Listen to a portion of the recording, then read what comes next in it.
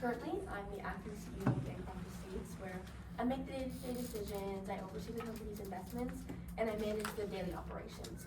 But truly, my real passion would be charity work. What kind of charity work do you do?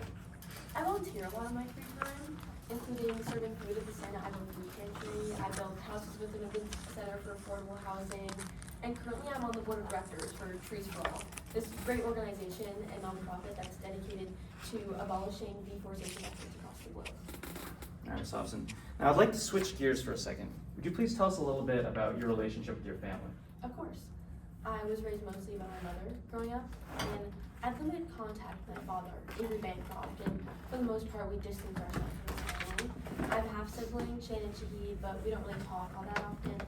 And unfortunately, in 2003, my mom was diagnosed with cancer, and she put up a hard fight for around 6 years until she passed away in 2009. I'm sorry to hear that. Was your father at all, Avery Bancroft, at all involved in your childhood? You know, I never really thought he was, but last summer I found out something that completely flipped our entire relationship, and what I thought I knew about it upside down. What did you find out? Me and Shane were invited for a long weekend at one of my dad's villas in Europe. The first night there, it was at dinner, and we all got pretty into it. Said some things we shouldn't have, and in the midst of arguing, I just remember Shannon yelling out to me. She said, "He's been paying for your whole life, since the moment you were born." I was left stunned. I had no idea what she was talking about, and I looked at Bancroft, who only seemed to shrug at me. I didn't want to believe it, but I guess I made a lot of things make sense. What kind of things? Well, Mom seriously always had the money to cover both all of her cancer treatments and my college expenses. She always demanded that I respected him and never once overpaid him. In fact, she always spoke positively about him. And so you could say he wasn't really present in my life, but he was certainly there. Let's return back to that night at the European villa for just a moment. Did anything else happen during that argument?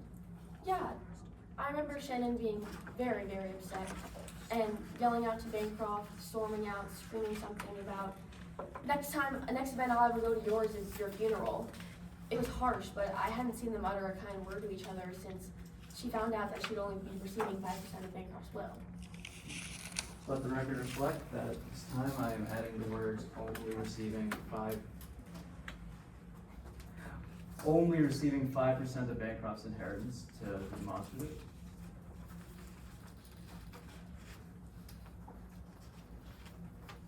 All right, Ms. Austin, let's switch gears again. How did you support yourself after your mother died? At first, I was drowning in debt. You know, college tuition sneaks up on you pretty fast. But after it all got too much, I took a shot in the dark and I reached out to Bancroft. To my shock, he was more than happy to help me financially, and he agreed to start paying a monthly stipend of $50,000 to help cover all of my expenses. What did you do with all that money? All of the initial payments went towards paying off my debts. After that, I started to take a good look at my career and realized that with this money, I was put in a position where I didn't have to worry about how much money I would be taking in each week. I could focus on a job that would better our world and better our society. And I've been involved with tons of charity work and nonprofits throughout my high school and college career, so I decided to take a bigger position on that. I did indulge and purchase more of the finer luxuries in life, you know, with my mom battling cancer and me going through college. There wasn't much of financial wiggle room throughout my childhood, and the rest of my time was dedicated to help running the family business. What were your duties in running the family business? At the family business at Bancroft Estates, I served as Bancroft's proxy, essentially meaning I undertook his responsibilities whenever he was unavailable. And I did this work voluntarily, without pay, and I like to think that my guidance helped save the company from the brink of financial ruin. What do you mean by the brink of financial ruin? There was one incident in April of last year, 2023. Me and Kirby, Bancroft's assistant, had been running through some files in the office. One in particular caught their eye, and they dropped the folder to the floor, their eyes bulged out of their head, and Kirby looked up at me and just uttered, "The business is hemorrhaging money. Let's make cuts immediately."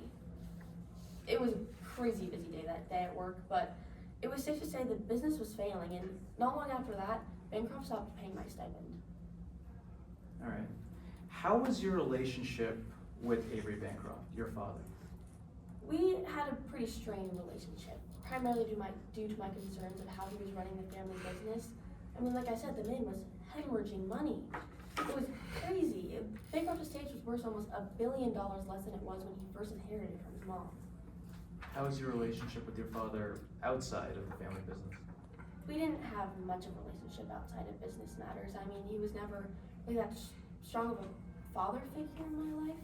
But recently I had this epiphany that really reminded me how important family is and inspired me to make amends with my only living family member. What was this epiphany, Ms. Hobson? It may sound silly, but a few months before the trip, I'd been in Bali, vacationing alone. I went to the beach for myself and I wanted to swim, and unfortunately in the water, I got caught in a pretty bad rip current. It was the whole thing. I had to get dragged out by lifeguards, CPR, all of it, and all I could think about when being crashed around with those waves were, what would have happened if I had died in that moment? I mean, who would have been thinking of my death? Who would have been sitting at my funeral, mourning over my body? No one in my family, no one that really cared, and that thought took a heavy toll on me. And I resolved to make amends with my only living family member, my father. All right, Ms. Hobson. Now I'd like to talk about your time on the Mid-Riverina Express. How did you end up on that voyage of the train? I'd been on the phone with Kirby Doolittle, who had expressed to me that him and Bancroft were going to be on the April 22nd to 25th voyage of the Mid-Riverina Express.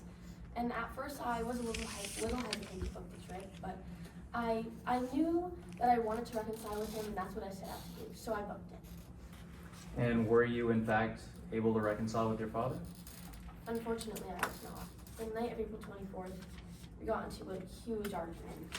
Both said some things that were pretty harsh, and he just kept going on about how I was tarnishing the Bancroft name and how he had planned to remove me from the will. I mean, that was his go-to threat over the years. I've heard it a million times. Whenever argument ensued, it was immediately to the will. It was his go-to threat, and I didn't think much of it. Did anything else happen during that argument? Yes.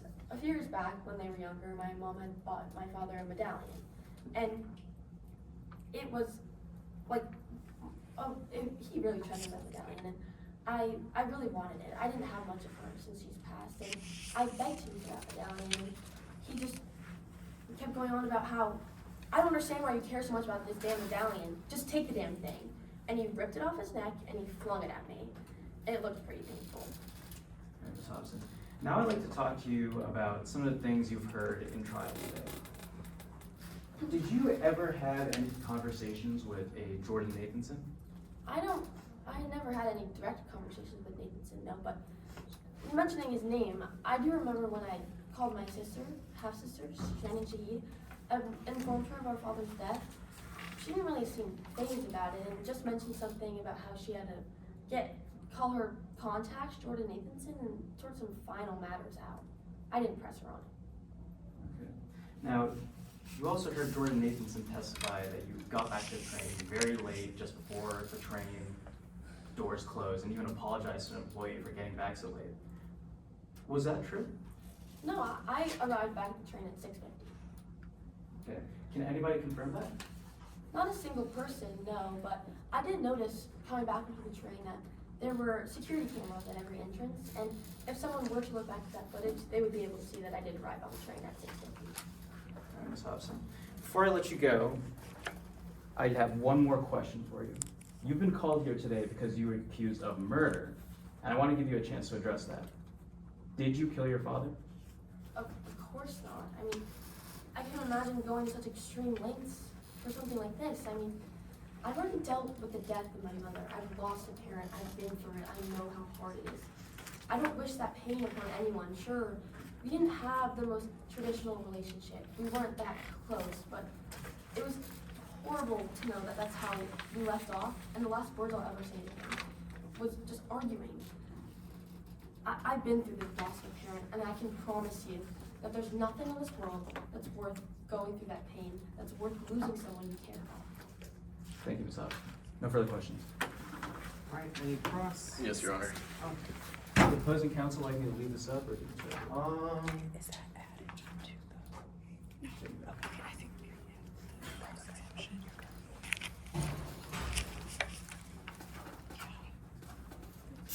Okay, whenever you're ready. Good evening. Good morning. Good afternoon. Really? Good morning. All right.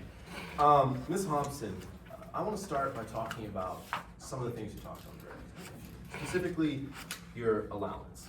So between the years 2009 and 2023, you received a $50,000 allowance from your father, right? Yes. And over the course of that time, that comes out to roughly $8.5 million, Yes, right? my father was very generous. And you spent this money on luxury goods, right? I did. This included things like 4 luxury cars, right? Yes. A private chef, correct? I'm allergic to pretty much everything under the sun, so a private chef is needed to care to my needs. And $10,000 worth of fine wine each month, correct? Of course. Now, you received, I want to switch to talking about the will a little bit. Now, you stood to receive 95% of your father's loan, correct? This is correct. And his estate was estimated to be worth $404 million, right? Yes. So after estate taxes, you stood to receive $235 million. This is correct. Now, you boarded the Mid-Riverina Express on April 22nd, 2024. Yes. And upon arriving that very same night, you heard about your father's intent to change his will, correct? I heard about some rumors, but I mean, as I said, he's been threatening this my whole life. I wasn't really fazed by it. Yes, but this time you actually decided to go talk to him about the will, right? We've had many conversations about this, yes. And in fact, you tried to convince him to take Shannon Shahid out of the will, right? I did. I mean, Shannon didn't really ever have one set career or passion for anything and had been jumping around. I didn't really think that she was deserving of that and she wasn't going to use it wisely. But to be clear, you already stood to gain 95% of his estate, Yes. correct? And Shannon was only going to receive 5%, This correct? is correct. Now, I want to talk about the potassium. And so I'm going to start first by, Your Honor, at this time, let the record reflect I'm approaching closing comments.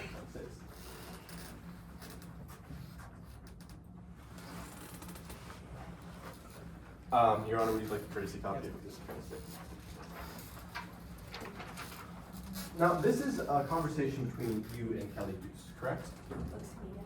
Yeah. And is this a fair and accurate representation, correct? Yes. Your Honor, at this time, I would like to enter Exhibit 26A into evidence. Okay, any objection? Yes, Your Honor, to all of the statements of Kelly Dews on this document. Your Honor, I am... Hold on, I just want to read the one.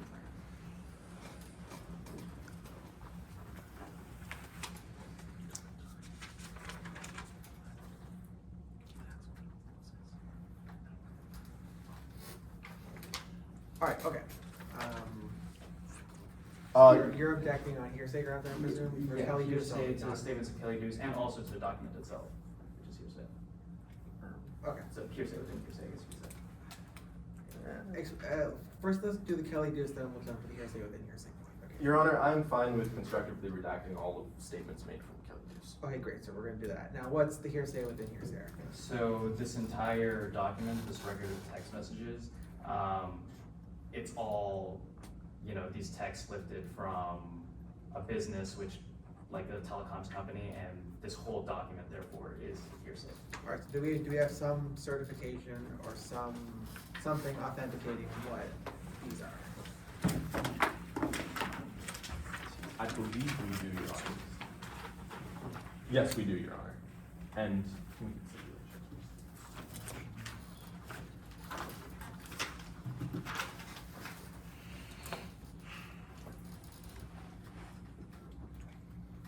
Yes, Your Honor. We can lay that foundation if you like. Okay, sounds good. And is there a stipulation that speaks to this point or no? No. Okay, great, so let's go ahead and stop. Your Honor, let the record reflect I'm approaching opposing counsel with document that was previously marked as Exhibit 24. Your Honor. Yes, please.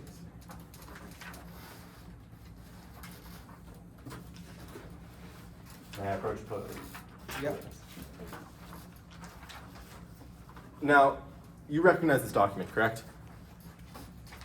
I suppose so, yeah. This is an authentication of those text messages, correct? It looks to be. Your Honor, at this time I would like to enter Exhibit 24 into Your evidence. Honor, objection, that's not what this is. Yeah, hold So- on. So, whoa. Oh, we can. Oh boy. All right, okay, I'm gonna let you, Wrong. yeah, I was gonna say. not 24, okay.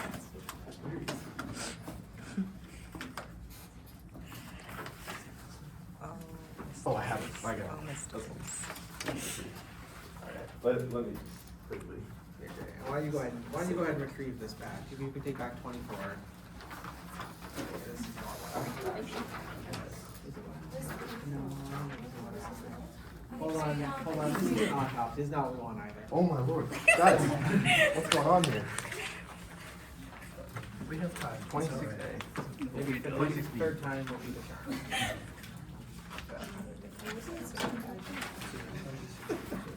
At least the autopsy certified. That's good. Great, that's what. There we go. Okay. 26B, okay, this works. Oh, yes, here we go, this is what, okay. Got it. Okay. 20 so far. I like this little light.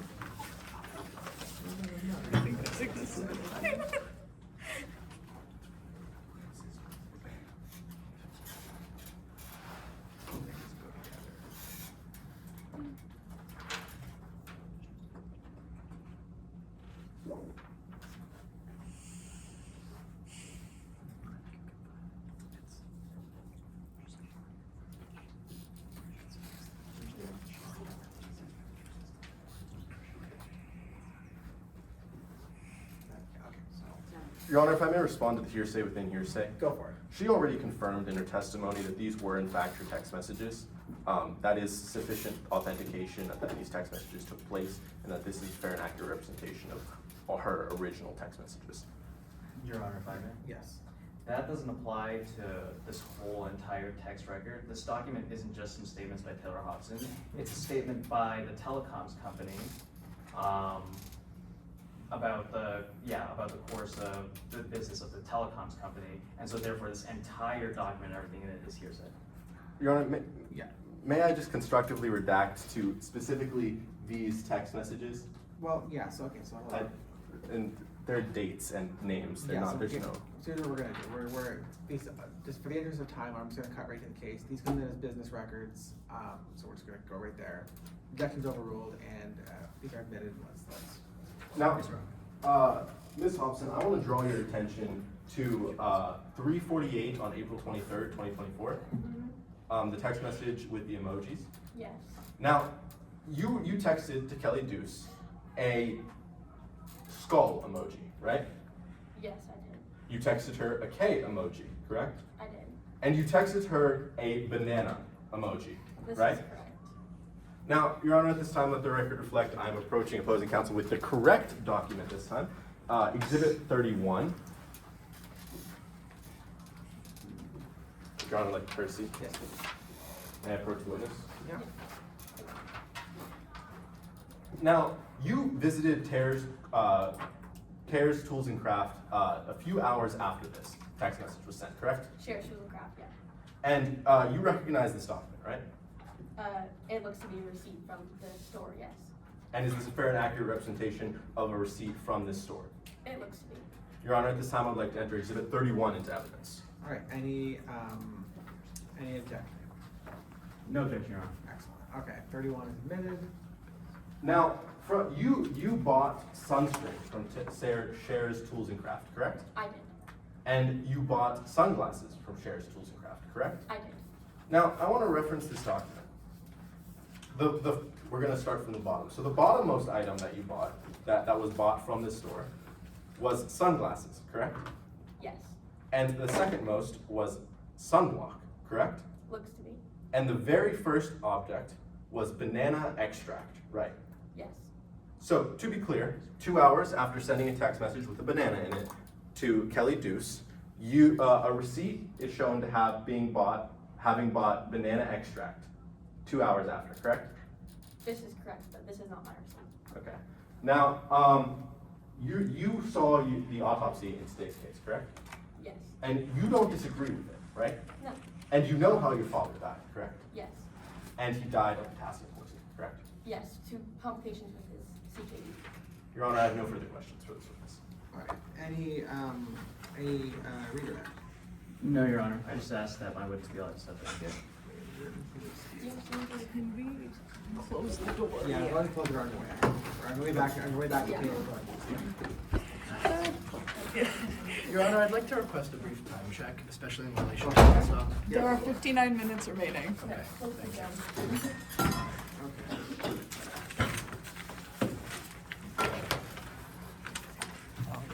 Okay, defense, are you calling another witness? Yes, Your Honor. The defense calls Dr. Dana Haskins. All right, Dr. Haskins.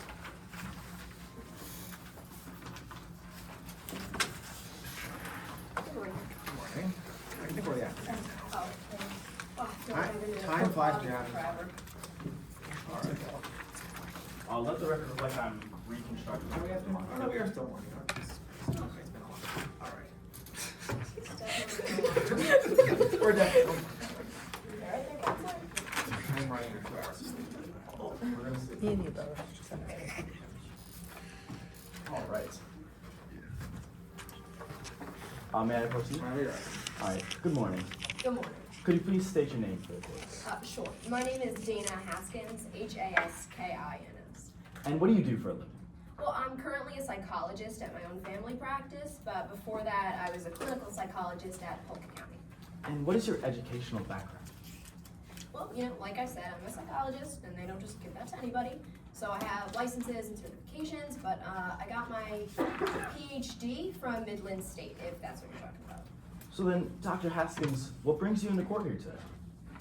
I'm here to talk about what happened to the late Avery Bancroft on April 25th, 2024, my observations of them on the Mid-River Marina Express, and my evaluations of Taylor Hobson afterwards.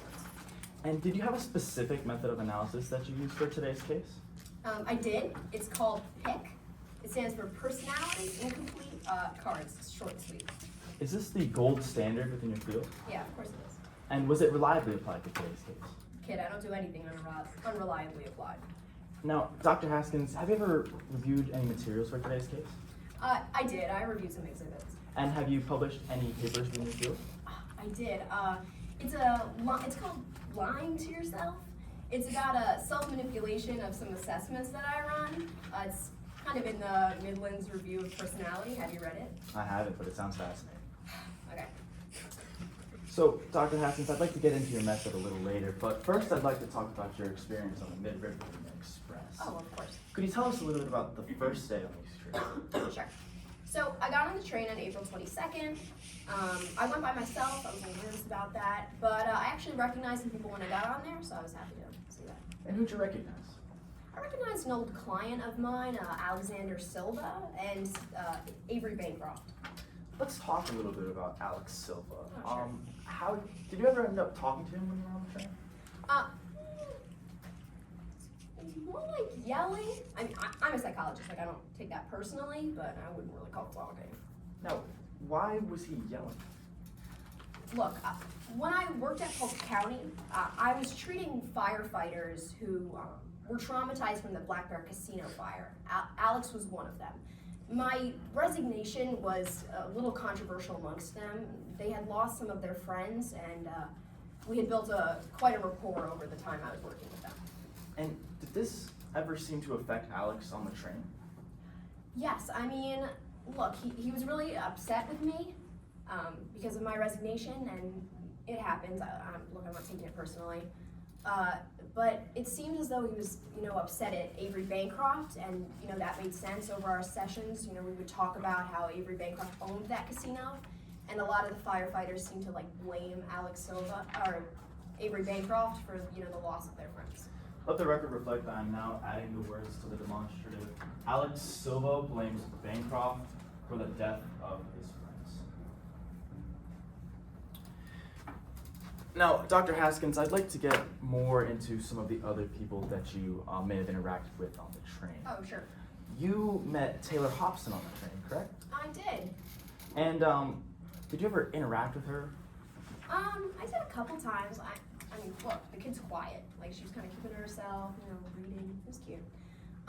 But she was not quiet when she was interacting with Avery Bancroft. How was she interacting with Bancroft? They were fighting, I was able to see a lot of tension between them. Parent-child relationship is kind of my specialty. So yeah, I saw a lot of tension between them. And did you ever witness Taylor in any crucial moments? Yeah, I did see Taylor Hobson, you know, right when she realized that her father died. And, you know, it really seemed like that affected her. I mean, their relationship was complicated, but I mean, it was the kid's father. Did she ever end up saying anything? You know, she was sobbing to herself, you know, I can't believe he's gone, etc. I mean, I offered her my card in case she wanted to talk, you know, kind of my whole thing. And did you ever end up talking to her? I did actually. The attorney over there with that one with the heels, she reached out to me. All right, now, Dr. Haskins, have you ever performed an evaluation like the one you've done for today's case before? Oh yeah, I've done 12 evaluations such as these. All right, could you please walk us through the first step within your PIC method? Oh yeah. P stands for personality. It's really the multifaceted personality inventory test, but I feel like people find that complicated. It's 5 scales based on, you know, antisocial behaviors all the way to shyness. And what did Ms. Hobson's results show? So Miss Hobson resulted in an elevated shyness score, which shows that she lacks aggressive or antisocial behaviors. And now, Dr. Haskins, could you please walk us through the second step within your PIC method? Sure, so the I stands for incomplete, or the Chamberlain's incomplete sentence line test, but again, that's annoying. It's like a word association game. Like, counselor, if I say tree, you say, Leaves. okay, interesting. And that would, you know, show a scale whether you're adjusted or maladjusted. And what does maladjustment mean? Maladjusted kind of means that you don't know how to react to certain, you know, situations, that you can be aggressive, but Miss Hobson did not fall into that category. All right, and now I'd like to talk to you about your final test within your PIC method. Can you walk us through that? Oh, sure. That one's actually my favorite. It stands for CARDS. It's the thematic apperception test. Basically, you give a subject a still image, and they have to give you a story, and preferably as most detail as possible. And it allows the patient to kind of explore their own emotions in like an out-of-body, third-person perspective. And you can tell all of that from the cards? Well, I'm no fortune teller. For reference, counselor, you know, your shoes are untied. You look down, maybe you're gullible. All right, now, how does this apply to Taylor Hobson in today's case? Sure, so Taylor Hobson looked at these cards and she showed signs of inadequacy, guilt, anxiety, and depression. And, you know, between that and her body language, it seemed that she was genuine in the mourning of her loss of her father. So now, Dr. Haskins, just one final question.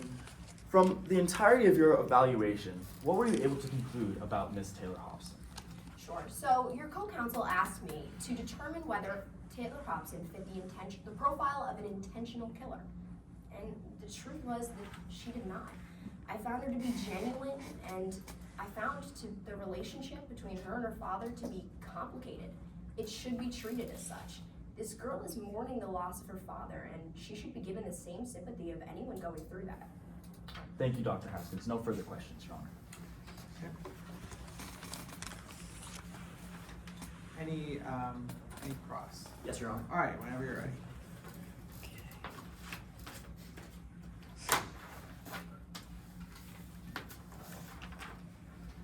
Good afternoon, Dr. Haskins. Good afternoon, it's nice to meet you. Nice to meet you as well. I would like to begin by asking you just a little bit about your evaluation. Oh, please. So, you conducted 3 tests, is that right?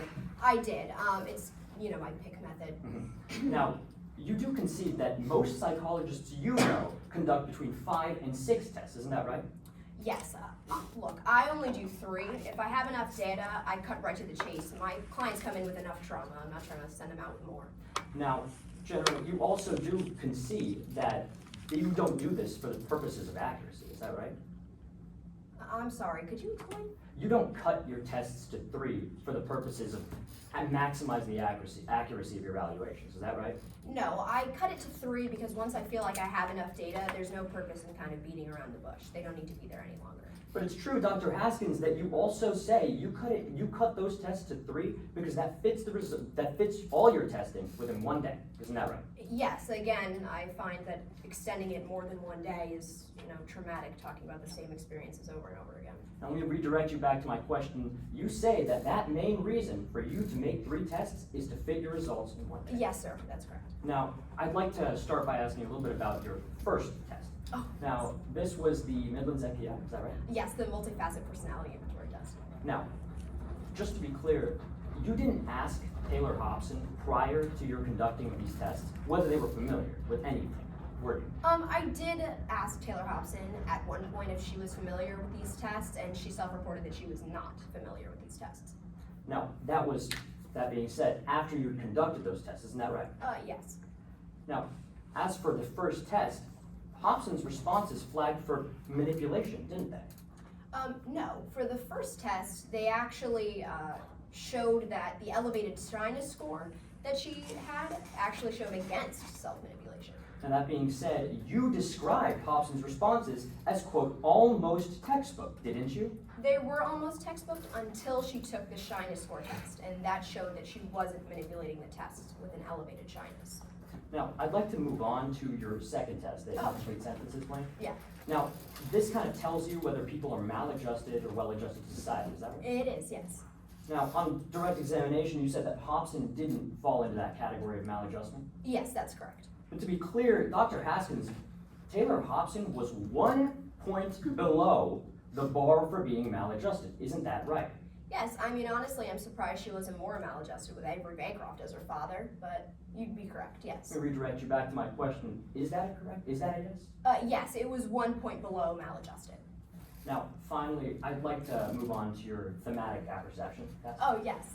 Now, you say that this full test includes something like 31 cards, is that right? Yes, that's correct. But you thought that 6 and only 6 would be sufficient to collect your data. Yes, I had enough data, and Taylor Hobson at this point was moved to tears. The kid just lost her father. I'm not trying to, give her more trauma. Now, would you recognize those cards if I showed them to you? Of course I do. Do you have them? I do, actually. Now, let's start by discussing card B. Oh, please. To refresh your memory. Yes. Let the record reflect that I'm proposing counsel with card B, Dr. Haskins' test. Your Honor, look at comments. You know these were my favorite tests? I did hear that. Oh, thank you. Now, as for this test, Yeah. when you showed Hobson this card, isn't it true that Hobson interpreted this as a child who had just gotten out of a knife fight with a sibling? Yes. Don't get me wrong. When people describe the stories in these pictures, it does not mean that they committed acts similar to these. Now, of course, but Dr. Haskins, let me just bring it back to my question. Yes. Though that was the interpretation of Taylor Hobson, is that right? Yes, that was her interpretation of the story. Now, Yes. furthermore, Hobson interpreted the object in the photo as a knife or weapon. Yes, there's no wrong interpretation of these cards. Now, that being said, you do concede that when subjects interpret this card Mhm. as an aggressive act, Yes. this speaks to aggressiveness within the patient, don't you? It can. Yes.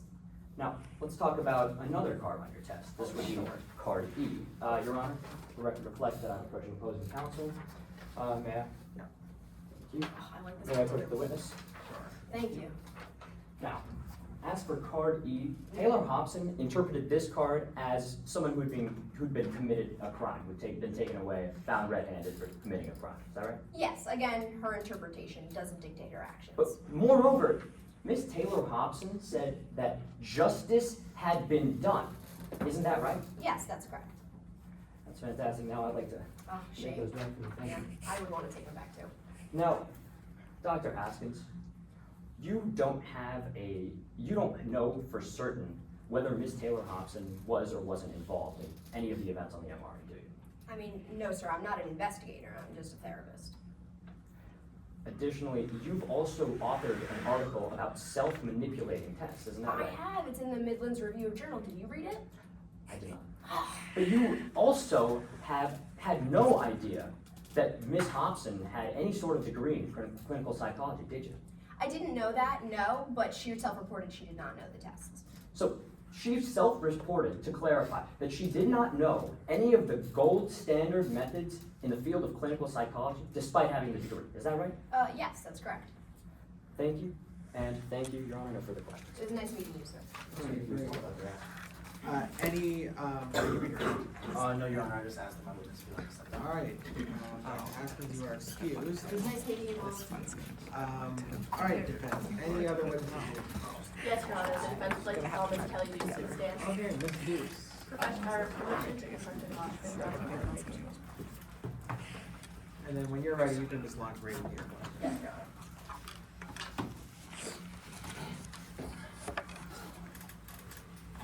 Please introduce yourself to the court. Of course, my name is Kelly Dewes. Can you tell us a little bit about yourself? Well, I'm an influencer, so I'm kind of a micro-celebrity of sorts here in Midlands. Would you like an autograph, counselor? I've been giving them out. I'm all right. Thank you, Ms. Deuce. Now, can you tell us why you're in court today? Well, I'm actually here because my fiance, the love of my life, well, her father passed away when we were on vacation. It was supposed to be this romantic getaway, just the two of us, but it was cut short. You mentioned Ms. Hobson's father. Who was that? That was the late A.B. Bancroft. And was the Mid-River Express ride the first time you met Mr. Bancroft? No, I mean, I knew of him because, I mean, who in Midlands doesn't know A.B. Bancroft? He doesn't really have the best reputation. But I had only met him one time prior to the trip, and that was when we went to visit his villa in Ibiza. And can you tell us a little bit more about that time in Ibiza? Yeah, the whole interaction was honestly kind of strange. I met Taylor's sister, Shannon, and her and her father were just arguing the entire time, and it just honestly made me uncomfortable overall. Did you hear what they were arguing about at all? They were arguing about literally anything. Anything you could think of, Shannon picked on it. And it ended with her storming out saying, next time spare the invite, the only event of yours I'll ever attend is your funeral. All right, now, Ms. Deuce, I want to move on. Was Mr. Bancroft the only person you recognized on the Mid-River Express? No, there were actually, weirdly, a lot of people from Midlands there. I remember seeing Kirby Doolittle, Bancroft's assistant, Alex Silva, an old firefighting buddy of mine. Firefighting was not really my cup of tea. I mean, can you really picture me splashing out fires? Well, Ms. Deuce, did you ever get a chance to speak to Mr. Kirby Doolittle? I tried a few times, but he was usually otherwise occupied, either glued to Bancroft's side or like being berated by Bancroft. What do you mean by berated? Well, Bancroft was saying these things that made me question whether I even wanted to get to know him as my future in-law. He was saying like, can't you do anything right? I can replace you in an instant and don't think I won't. Objection, Your Honor, as to hearsay. The second statement by Avery Bancroft is out of question, et cetera. Okay, any response? Yes, Your Honor. It's our contention that this falls under an exception to hearsay 8033, the motive, intent, or plan to replace Mr. Kirby Doolittle. Can you elaborate on that? The statement was, I can replace you and don't think I won't. This expresses an intent to replace Mr. Doolittle if he were to act up. This falls under this exception. All right, understood that. Any response? Sure, this isn't, that exception refers to, statements representing the declared then existing mental or emotional condition, and this doesn't fall under that umbrella. May I respond? Yes. The rule states explicitly that the statement of the declarant's then existing state of mind, such as a motive, intent, or plan, et cetera, it goes on, but that is. What rule are you reading from? It's 8033 on page 11 of the Midland Rules of Evidence. Okay, go ahead. So it says a statement of the declarant's then existing state of mind, such as a motive, intent, or plan, would fall under this exception. Again, the statement was that. Yeah, I got it. I'm gonna rule the objection. Oh, Ms. Deuce, can you just tell us again what Mr. Bancroft told Kirby Doolittle? He just shouted, can't you do anything right? I can replace you in a second, don't think I won't. You won't be able to find a job anywhere when I'm done with you. Your Honor, let the record reflect that the words Kirby Doolittle, Bancroft threatened to replace him, is being added to the demonstrative. Was that the last, or, I apologize. Were you on the train the entire time from April 22nd until the 25th? No, we actually had some excursions. There was this beautiful shop in town we went to called Condor. And were you the only one who went to Honda? No, about 6 other passengers came with us. Who were those individuals? Harley Kim was there, Rory Shelton, I believe Dr. Edmond was there as well. And did you buy anything while you were at that shopping tab? No, I wanted to. There were these cute little bottles of banana extract. I love banana flavored things. But Taylor actually told me not to because bananas represent the patriarchy. Your Honor, permission to approach the witness report has been entered into evidence as Exhibit 40. Oh my gosh, this is the exact one I saw. Well, Ms. Dews, did Ms. Hobson purchase this bottle of potassium? She did not. I want to move on. What did you do after that excursion? Well, we got back to the train and we were supposed to have tea with Bancroft, but he was busy. What do you mean he was busy? Well, he was on the phone and I heard him shout, "Shannon, you're not gonna get another cent from me." And did you ever end up having tea after you heard him say that? Oh, we did later in the evening, but it all went crazy, honestly. Him and Taylor started fighting over business stuff. They just don't see eye to eye about that sort of thing. And I excused myself. But when I ran into them later in the evening, they both seemed in better spirits. Except one incident with Bancroft later. What was the incident you're referring to? Well, Bancroft and Kirby seem to be in this heated argument, and then Bancroft just shouts, "We're getting off at the next stop in the morning," and everyone in the train car could hear. They all turned to look at him. So, to be clear for the members of the jury, every passenger in the Platinum section heard Mr. Bancroft say he was planning to get off the train the next morning? Yes, and they all reacted as well. And what date would that have been? They would have gotten off on April 25th. So, how did April 25th start out for you? It was honestly one of the craziest, most emotionally tolling days of my life.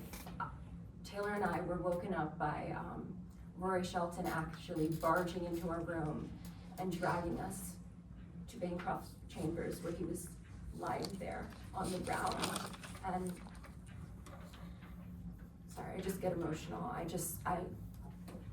It reminds me of all the people who died in the fires, and I just don't do well around dead bodies like that. And was Miss Hobson with you when you found Mr. Bancroft? Yes, she was crying onto my shoulder the entire time.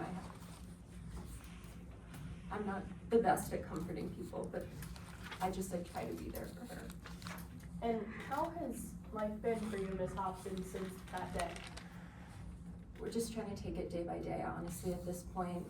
It's crazy to me that anyone would even think she's capable of doing these sorts of things. Why would I want to start a family with someone who kills their family? It just doesn't make sense. Taylor is not a killer. No further questions, Your Honor. I'm just collecting Exhibit 40 from the witness. All right, any cross?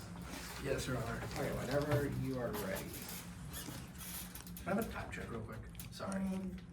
13 minutes, 14 minutes for cross-examination, or 15 and 6 if you're including swim time. Great, thank you. Can I ask how close are we to almost? 36 minutes. Okay. Okay. I'll be quick. Good afternoon, Ms. Dews. You've testified in court before, right? I have. And that testimony was also regarding someone's death, wasn't it? It was. And after you testified, you gained a large number of subscribers to your YouTube channel, didn't you? Yes. And now you have close to 400,000 subscribers, right? Yes, I'm pretty successful at what I do. I actually am a brand influencer as well. I get PR packages. It's pretty. But that's a yes to my question, right? You have that many subscribers? Yes, And those numbers, though, they've stagnated since the pandemic, haven't they? they have. And you hope that your testimony today will boost you to over 1 million subscribers, right? I like to look on the bright side. Let's move now to your relationship with Miss Hobson. After you began dating, Miss Hobson took up the bill for your travels, didn't she? Yes, I mean, also look at the rock she put on my finger. But you don't know where she got the money for those travels or that ring, do you? No, In fact, you don't know her financial situation at all, right? I just know that she'll take care of me. Well, all you know is that she's Bancroft's daughter, right? I do know that, yes. But in January, Miss Hobson told you that she was running out of money for extravagant vacations, wasn't she?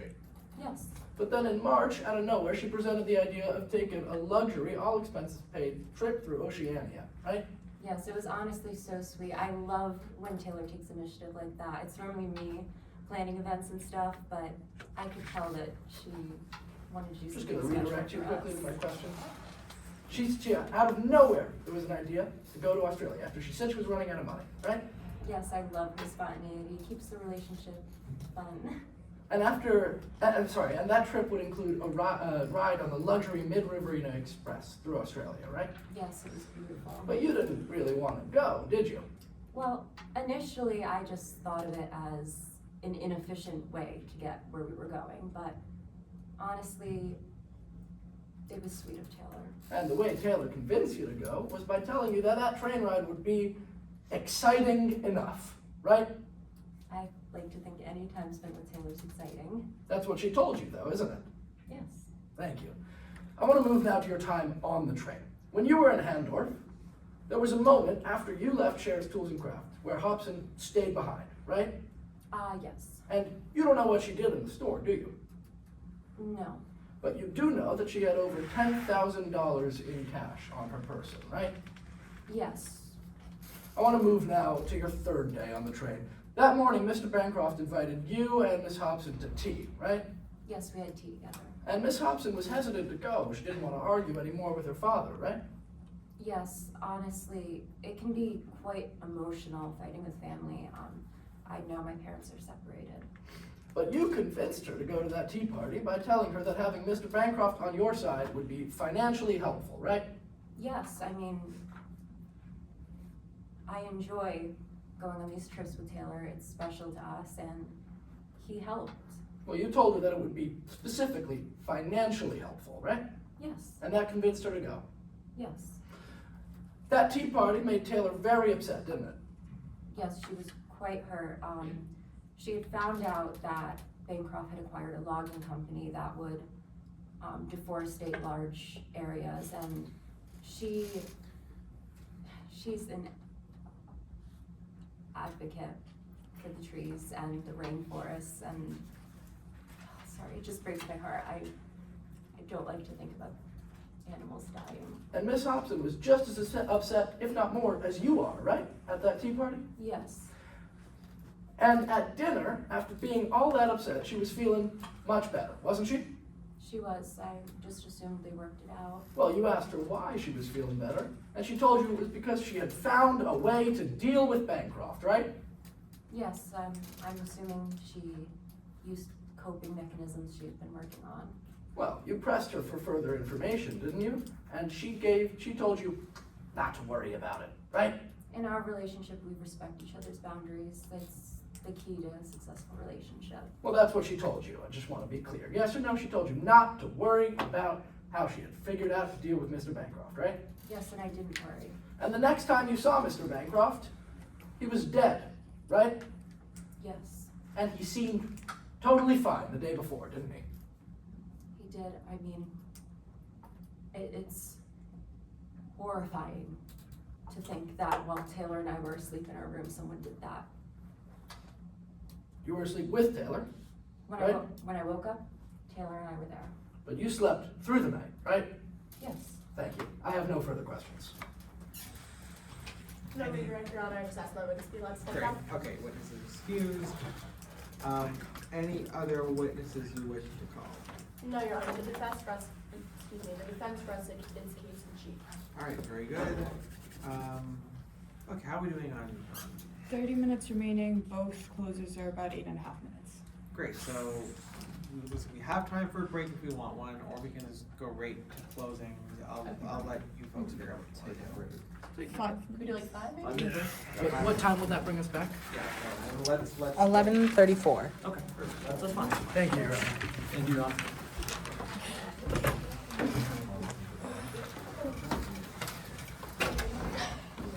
Do you guys need any of the exhibits? Yeah, take a lot. No.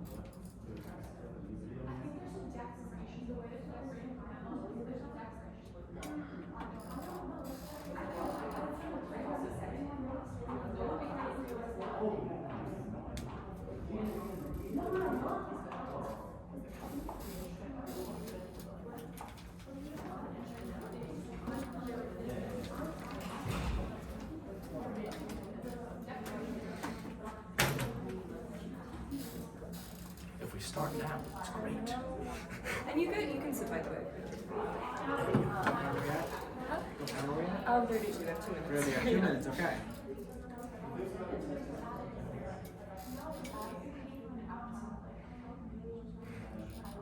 I did one round last year where I don't know why, but the teams agreed to like a 12-minute break. Like, on a specific time, and I'm like, I'm gonna hold you guys to that. And they did not come back. They came back in like 14 minutes. Oh my god. The guy who said 12, like, I was gonna give you 15, you all wanted 12.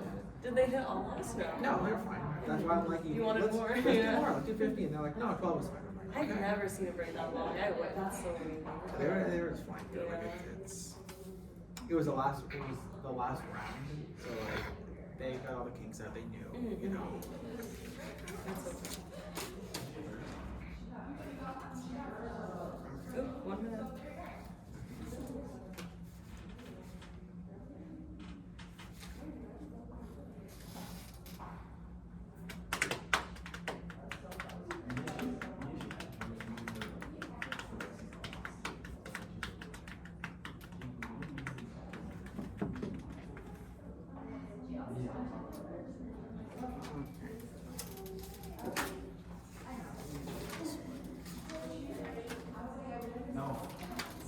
All losses. 11:59. Oh, that clock's an hour ahead. Oh my god. Oh my god. Ooh, 34. Guys, Where are my co-counsels? Okay, folks, we're at time. yeah, we're out of time, but we're really taking it. That's great. It's so fun. Wow, our first one is. Oh shoot, I haven't stopped the video. That's so funny.